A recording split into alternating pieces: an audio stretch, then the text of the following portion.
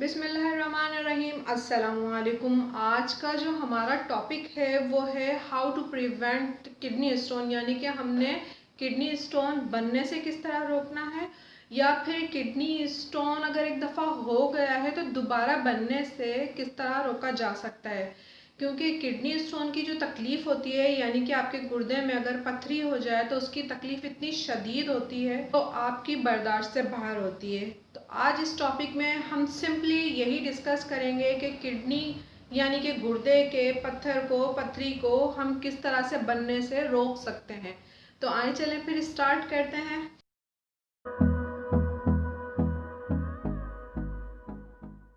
बिस्मिल्लाहिर्रहमानिर्रहीम। सबसे पहले तो हमें ये जान लेना ज़रूरी है कि गुर्दे की तकलीफ़ होती किस तरह है। वो पीछे आपको कमर पे महसूस होगी, यानी कि आपको पीछे बैक पेन होगा, एब्डोमेन की तरफ आ रहा होगा, यानी कि पीछे कमर की तरफ वो तकलीफ़ होगी और वो आपके पेट की तरफ आ रही होगी। बहुत ज़्यादा बढ़ रही होगी तो वो आपके ब्लेडर की तरफ जा रही होगी, जहाँ से आप यूरिन पास करते हैं। तो उस सिलसिले में जब आपको ये तकलीफ़ें हो रही हों तो आपको पहला कदम क्या लेना है, आपने सबसे पहले अपने डॉक्टर के पास जाना है, ताकि अगर वो स्टोन छोटा है तो वो उसको मुख्तलिफ़ रेमेडीज़ से उसको रिमूव करने की कोशिश करें, मुख्तलिफ़ दवाइयों से उसको डिस्ट्रॉय यानी कि उसको ख़त्म करने की, उसको डिज़ॉल्व करने की कोशिश करें और वो यूरिन में से पास आउट हो जाए। लेकिन जब हम ऐसे मसाइल को इग्नोर करते रहते हैं तो वो छोटे से बहुत बड़े हो जाते हैं। तो इस मसले में सबसे पहले तो ये होता है कि हम लोगों ने करना क्या है। सबसे पहले जो हम लोगों ने इसको डायग्नोस करने के लिए प्रोसीजर होता है वो होते हैं ब्लड टेस्ट। ब्लड टेस्ट के अंदर क्या होता है कि जो हमारा यूरिक एसिड होता है और कैल्शियम होता है वो नॉर्मल रेंज से बहुत बढ़ा हुआ आ रहा होता है। उसके बाद जो होता है हमारा जो सेकंड स्टेप होता है वो हम लोग उसकी सिटी स्कैन कहते हैं, या कंप्यूटर टोमोग्राफी कहते हैं, उसको सिटी स्कैन कहा जाता है नॉर्मल लफ्ज़ों में, वो करवाया जाता है। उसके अलावा इसका एब्डोमिनल जो होता है वो अल्ट्रासाउंड होता है, आपका एक्सरे होता है। तो इन सब चीज़ों के ज़रिए डॉक्टर डायग्नोस करते हैं, या फिर आपका अगर ब्लड टेस्ट करवाएंगे तो वो साथ में आपका 24 घंटे का यूरिन भी टेस्ट करवाएंगे।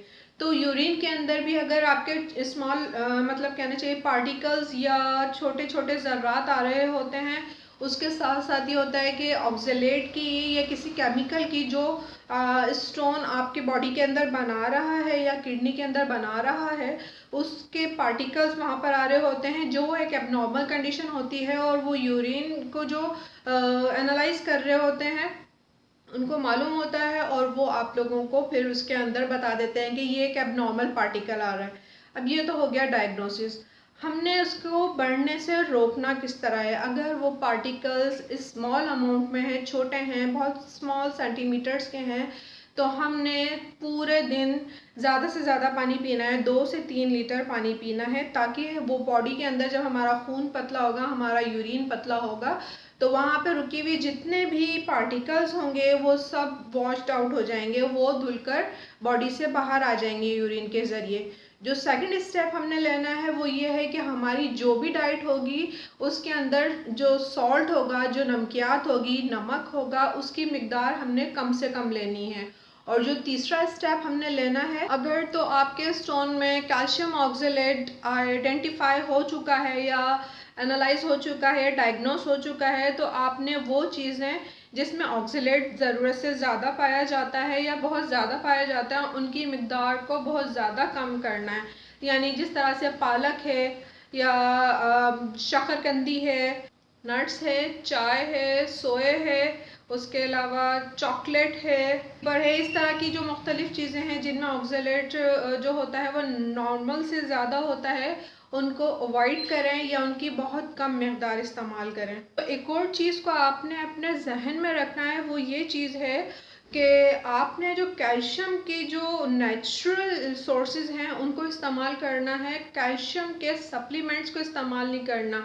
अगर आप किडनी स्टोन के, अगर आप गुर्दे की पथरी के मरीज़ हैं तो आपने उसके कैल्शियम के सप्लीमेंट्स को इस्तेमाल नहीं करना, बल्कि आपने इस्तेमाल करना है सिर्फ़ और सिर्फ नेचुरल सोर्सेज को।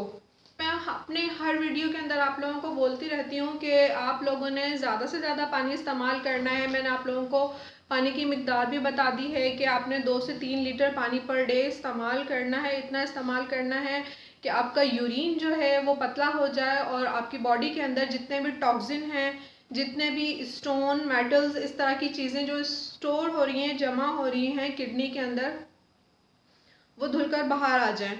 जब जब वो यूरिन पतला होता है तो बहुत सारे जो ऐसे जहरीले मादे जो आपके मैदे में होते हैं, जो आपके खून में शामिल हुए हुए होते हैं, या जो आपके किडनी के अंदर स्टोर हो रहे होते हैं, उनको वॉश होने का टाइम मिलता है।